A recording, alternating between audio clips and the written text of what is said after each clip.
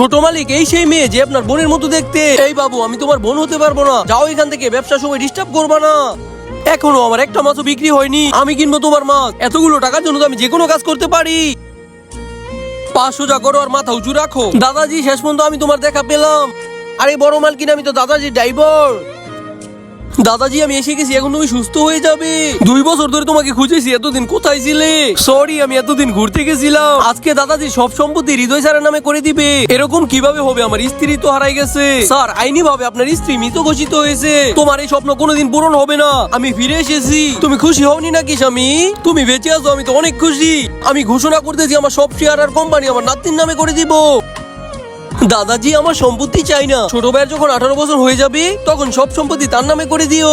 হৃদয় অনেক খারাপ মানুষ, তুমি কোম্পানিকে বাঁচাইছো, এই জন্য এই 2 কোটি টাকা তোমার। আমার টাকা লাগবে না, তোমার বোনের কাছ থেকে এটা তোমার গিফট মনে করো। বন্ধুরা, ভিডিওটি পার্ট 2 দেখতে এই মুজিটা।